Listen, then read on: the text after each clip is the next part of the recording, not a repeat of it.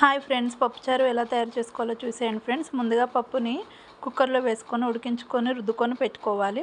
చింతపండు నానబెట్టుకొని రసాన్ని తీసుకొని పెట్టుకోవాలి. ఇప్పుడు స్టవ్ ఆన్ చేసుకొని గిన్నె పెట్టుకోవాలి. 2 స్పూన్స్ ఆయిల్ వేసుకోవాలి. కొంచెం జీలకర్ర వేసుకోవాలి. కొద్దిగా ఆవాలు వేసుకోవాలి. కొన్ని ఎల్లిపాయలని వేసుకోవాలి.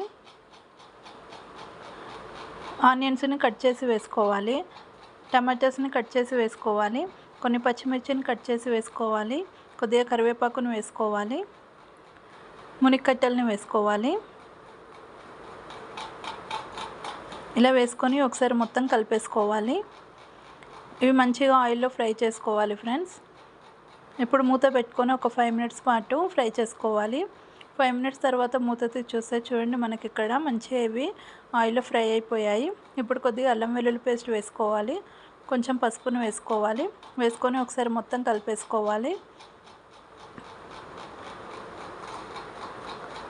ఇప్పుడు చింతపండు రసాన్ని వేసుకోవాలి. వేసుకొని ఒకసారి మొత్తం కలిపేసుకోవాలి. ఇది మసల పెట్టుకోవాలి ఫ్రెండ్స్. చూడండి, ఇక్కడ మసులుతుంది కదా. ఇప్పుడు మనం పప్పును వేసుకోవాలి. పప్పును వేసుకొని ఒకసారి మొత్తం కలిపేసుకోవాలి. కొన్ని వాటర్ని వేసుకోవాలి. ఇప్పుడు స్పైసీనెస్కి తగ్గట్టుగా కారం వేసుకోవాలి. రుచికి సరిపడా సాల్ట్ వేసుకోవాలి. కొంచెం ధనియా పౌడర్ వేసుకోవాలి. కొంచెం గరం మసాలా వేసుకోవాలి. కొంచెం జీలకర్ర మెంతుల పౌడర్ వేసుకోవాలి. వేసుకొని ఒకసారి మొత్తం మిక్స్ చేసుకోవాలి ఫ్రెండ్స్. ఇప్పుడు కొంచెం కసూరి మెతిని వేసుకోవాలి. వేసుకొని ఒకసారి మొత్తం కలిపేసుకోవాలి. ఇప్పుడు హై ఫ్లేమ్లో ఒక 15 నిమిషాల పాటు మసల పెట్టుకోవాలి ఫ్రెండ్స్. చూడండి, ఇక్కడ మసులుతుంది కదా.